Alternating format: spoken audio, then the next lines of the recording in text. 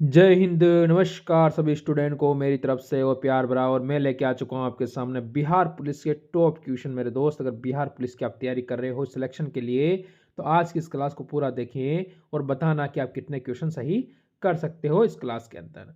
मेरे यार, पहला क्वेश्चन हम डिस्कस करेंगे। इससे पहले एक बार लाइक, शेयर और कमेंट करेंगे। आप अगर 18, 21, 25 और 28 अगस्त को अगर पेपर देने जा रहे हो तो मोस्ट इंपॉर्टेंट क्वेश्चन मैं आपके लिए लेकर आ चुका हूं पुराने पेपर के आधार पर। तो क्वेश्चन देखो क्या कह रहा है। कोई भी व्यक्ति संसद के किसी भी सदन का सदस्य रहे बिना अधिकतम कितनी अवधि तक मंत्री पर बना रह सकता है। यानी कोई भी सदन, यानी जैसे राज्यसभा, लोकसभा में कहीं पर भी क्या है, रहे बिना भी वो मंत्री पद पर रह सकता है। कितने माह तक? आप सभी कहोगे तीसरा ऑप्शन नंबर सी, 6 माह तक रह सकता है। उस तक उसको क्या तो कुछ विधायक बनेगा या फिर सांसद बनेगा तो ही वो रह पाएगा, उसके बाद वो नहीं रह पाएगा, उसको अपना इस्तीफा सौंपना पड़ेगा। अगला क्वेश्चन अगर हम देखें मेरे यार, तो ये हमारे सामने आया है और क्वेश्चन का हमें कहना है भारतीय संविधान में 9वीं अनुसूची प्रवित है। बताओ तो आपका उत्तर इसमें क्या रहेगा। तो परिवर्तित है, तो हम क्या कहेंगे यहाँ से? हम यहाँ से कहेंगे प्रथम संशोधन द्वारा। यानी मेरे बच्चे, ऑप्शन नंबर यहाँ से जो बच्चा ए देगा वो बिल्कुल सही और सटीक हो जाएगा। अगला क्वेश्चन देखो। अगला क्वेश्चन आपको कहता है राष्ट्रीय उपभोक्ता दिवस कब मनाया जाता है। जो राष्ट्रीय उपभोक्ता दिवस है वो कब मनाया जाता है मेरे दोस्त? तो आप क्या कहोगे यहाँ से कि आपका उत्तर एकदम सही हो जाए? तो आप कहोगे 24 दिसंबर, 2 जुलाई, 13 अप्रैल, 28 नवंबर। यहाँ से हमारे सारे मित्र, यार, दोस्त यहाँ से उत्तर देंगे कि sir ji option number A 24 दिसंबर बिल्कुल सही है। अगला क्वेश्चन देखो। 1853 में लॉर्ड डलहौजी ने जो पहली टेलीग्राफ लाइन शुरू की वह किस किस के बीच में थी?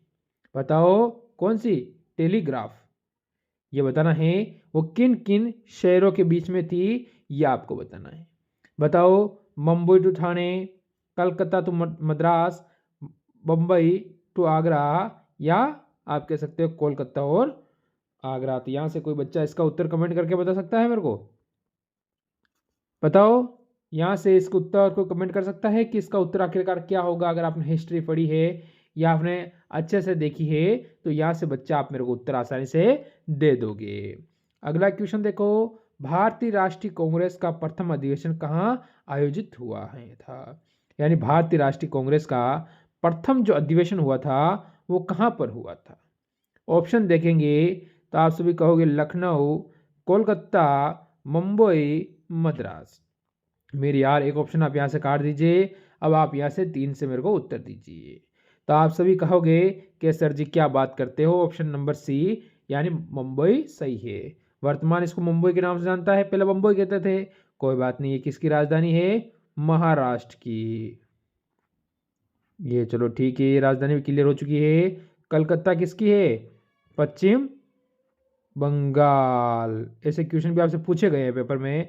लखनऊ यूपी अगर मैं कह दूं, क्योंकि आप पेपर देने आपके पड़ोसी राज्य की हो जाती है तो उत्तर प्रदेश। यानी मेरे भाई, अगला क्वेश्चन अगर आपके सामने आता है, स्वामी दयानंद सरस्वती ने प्रथम आर्य समाज, जो आप सभी को पता होगा कि 1875 में कहाँ स्थापित किया था। आर्य समाज की स्थापना कभी कहाँ हुई थी? तो एक तो पूछा कहाँ हुई थी और कब हुई थी, दो ऑप्शन आप यहाँ से क्लियर कर रहे हो। तो मेरे यार, आप कहोगे आर्य समाज की स्थापना प्रथम हुई थी 1875 में। अब हुई कहाँ थी वो चीज़ हमें बताना है। तो यहाँ से बॉम्बे, लाहौर, नागपुर और अहमदनगर। यहाँ से मेरे बच्चे, जो बच्चा कहेगा बॉम्बे यानी सर ऑप्शन नंबर ए, वो बिल्कुल सही है। मैं कहूँ कि अगले क्वेश्चन पर चले। शासन की संघीय प्रणाली इस अधिनियम के अंतर्गत स्थापित की जाती है। इस अधिनियम कौन सा है ये बताना है। अब आप यहाँ से कह सकते हो government of India act 1919, government of India act 1935। ये दो ऑप्शन तो आपके होंगे नहीं, वैसे ही मैं काट देता हूँ, क्योंकि पढ़ के समय खराब करने से अच्छा है वैसे आपको कंफ्यूज ना करूँ और काट दो, क्योंकि ऑप्शन नंबर बी यानी मेरे बच्चे बी आपका बिल्कुल सही है। गवर्नमेंट, ठीक है, ऑफ इंडिया एक्ट 1935 के तहत। ये मेरी बात आपको समझ में आ गई। चलो अगले क्वेश्चन पर यार दोस्त इसका उत्तर देंगे क्या हो जाता है। अगर मैं कहूँ मेरे यार वायुमंडल में प्रकाश के विसरण का कारण है, तो विसरण का कारण है वो क्या है? क्या कार्बन डाइऑक्साइड है या धूलकण है, हीलियम है, जल वाष्प है? आखिरकार वो क्या कारण है बच्चे, ये हमसे पूछा गया है। तो हम कहेंगे धूलकण। यानी मेरे बच्चे ऑप्शन नंबर जो बी देता है वो बिल्कुल सही है।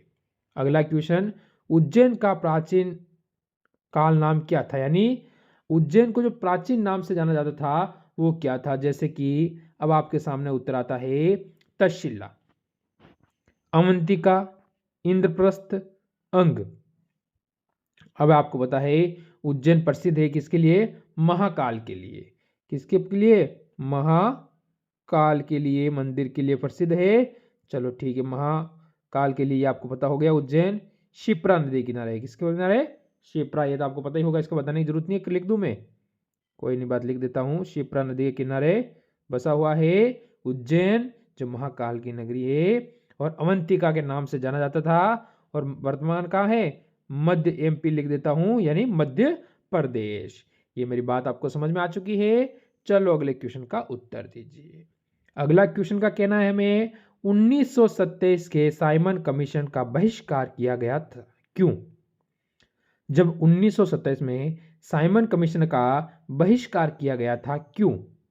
ये आपसे पूछ रहा है क्यों इसका बहिष्कार किया गया था, आखिरकार उसका क्या कारण था?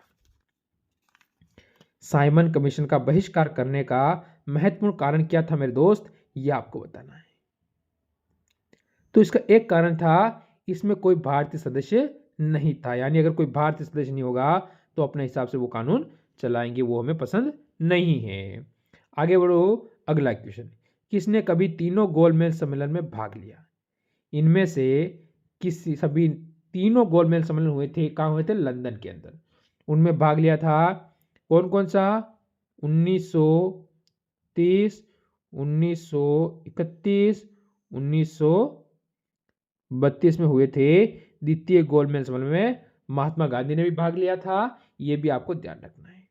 पर इसने पूछा है कि इनमें से लिया था जवाहरलाल नेहरू, भीमराव अंबेडकर, सरदार वल्लभ भाई पटेल, डॉक्टर राजेंद्र प्रसाद। चारों ही नाम मोस्ट इंपॉर्टेंट है। हम यहां से कहेंगे ऑप्शन नंबर बी मेरे बच्चे, यानी कि बी आर अंबेडकर, भीमराव अंबेडकर भी इनको आप बोल सकते हो। अगला क्वेश्चन देखो, कितने बढ़िया क्वेश्चन आपसे पूछा गया है। याम्योत्तर के साथ साथ अंतरराष्ट्रीय दिनांक रेखा निर्धारित की जाती है। तो किस पे की जाती होगी अंतरराष्ट्रीय दिनांक रेखा? सभी को पता है ऐसी चीज में। आप सभी क्या कहोगे मेरे दोस्त? आप कहोगे सर इसमें हम कहेंगे 180 डिग्री, यानी ऑप्शन नंबर डी बिल्कुल सही है। चलो अगले क्वेश्चन का उत्तर दो। ये आपके सामने, वह किसने कहा था कि मानव प्राकृतिक रूप से एक राजनीतिक प्राणी है? मानव क्या है? प्राकृतिक रूप से एक राजनीतिक प्राणी है। ये किस इंसान ने कहा, किस महापुरुष ने कहा था, ये आपसे पूछा गया है। तो मेरे बच्चे सारे कहेंगे सर क्या बात करते हो, ऑप्शन नंबर बी यानी अरस्तु ने कह दिया था। अगला क्वेश्चन देखो, भारत में वेद प्रभुसत्ता निहित है। ठीक है, भारत में वेद प्रभुसत्ता निहित है। तो आपका उत्तर यहां से क्या रहेगा? जैसे कि यहां से कह सकते हो राष्ट्रपति में है, न्यायपालिका, मंत्रिमंडल, संविधान में। यानी मेरे बच्चे यहां से आप क्या कहो कि आपका उत्तर एकदम सही और सटीक हो जाए, तो यहां से मेरे बच्चे अपना उत्तर देंगे और उत्तर ऐसा देंगे कि मजा आ जाए। तभी तो लगे ना कि सिलेक्शन की तैयारी कर रहे हैं मेरे भाई। दुनिया बहुत लंबी चौड़ी है। ऑप्शन नंबर डी संविधान। संविधान की बात आती है और मन खुल जाता है। अगला क्वेश्चन देखो, भारतीय रिजर्व बैंक की स्थापना कब हुई थी? भारतीय रिजर्व बैंक की स्थापना कब हुई थी?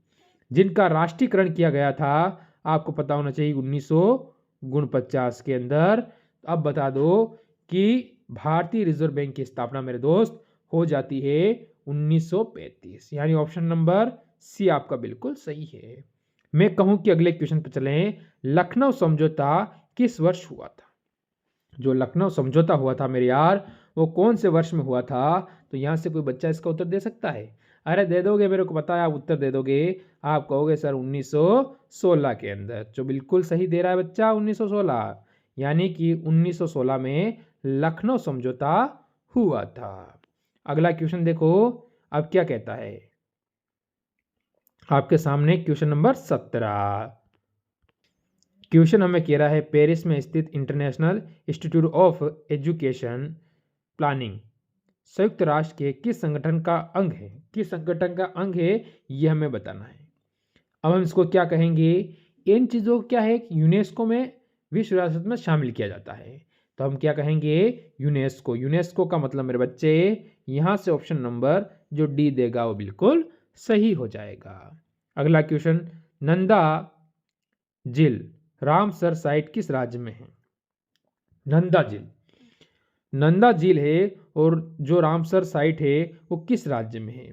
ऑप्शन के जाओ, हिमाचल प्रदेश, मिजोरम, उत्तर प्रदेश, गोवा। क्या गोवा का नाम सुन के सभी का दिल पानी पानी हो गया होगा? तो बिल्कुल सही है, क्योंकि झील में जाना है नंदा, अभी जाना है गोवा। बताओ इसका उत्तर क्या हो जाता है? देखो निम्नलिखित में से कौन सी सरकार ने 100% पेपरलेस कागज रहित, यानी पेपरलेस का मतलब हो गया कागज रहित, होने वाले विश्व की पहली सरकार बन गई है। यानी कागज रहित यानी कागज का उसमें कहीं काम नहीं होता है, वो 100% वो विश्व की पहली सरकार बन चुकी है। बताओ कौन सी होगी? यहाँ से बर्लिन होगी, मॉस्को होगी, न्यूयॉर्क होगी, दुबई होगी। कौन सी होगी मेरे भाई? ऑप्शन नंबर जो डी देगा दुबई, वो बिल्कुल सही है। बताओ कॉन्टैक्ट का हिंदी शब्द इनमें से कौन सा है? बताओ किसका? कॉन्टैक्ट, कॉन्टैक्ट है उसका हिंदी शब्द इनमें से कौन सा है? तो कौन है हिंदी शब्द? आपको बताना है भागीदारी, संविदा, प्रक्रिया, अंतरण। आखिर उत्तर क्या होता है मेरे दोस्त? आप कहोगे क्या? संविदा, यानी ऑप्शन नंबर मेरे बच्चे ये, इसको अगर आप बी दे दो और इसको सी दे दो, कोई डाउट तो नहीं है ना? क्योंकि मैं भी इसको बी दे देता हूँ। ऑप्शन कभी कभी ऊपर नीचे हो जाते हैं मेरे से, कई बार हो जाते हैं, कभी कभी नहीं होते हैं। कोई बात नहीं, थोड़ी सी, एक आदमी कितना काम करेगा, फिर भी कोशिश तो करता हूँ मैं सही लेके आऊँ। इंडियन एक्ट, ठीक है, इंडियन ट्रस्ट एक्ट का हिंदी रूप निम्न में से कौन सा है? इंडियन ट्रस्ट एक्ट का जो हिंदी रूप है वो निम्न में से कौन सा है मेरे बच्चे? ये आपको बताना है। क्या कहोगे? भारतीय न्याय अधिनियम। आप क्या कहोगे? भारतीय न्याय अधिनियम मेरे बच्चे। ऑप्शन सी बिल्कुल सही है। अगला क्वेश्चन, इनमें से किस वस्तु के पास गतिज ऊर्जा नहीं होती है? जो गतिज ऊर्जा होती है वो नहीं होती है इनमें से कौन सी वस्तु के पास? बताओ आपका उत्तर क्या हुआ? जल्दी से बताएंगे। बताओ मेरे दोस्त क्या होगा? उठा हुआ कौन सा? हथौड़ा। क्या नहीं होगा? उठा हुआ हथौड़ा, यानी मेरे बच्चे ऑप्शन नंबर सी देगा वो यहाँ से बिल्कुल सही है। अगला क्वेश्चन आपके सामने, किस आवर्ती मनुष्यों के लिए श्रेय नहीं है? बताओ कि आवर्ती मनुष्यों के लिए श्रेय नहीं है, यानी खाली स्थान पर कौन सी? जैसे कि आपका यहाँ से क्या रहेगा?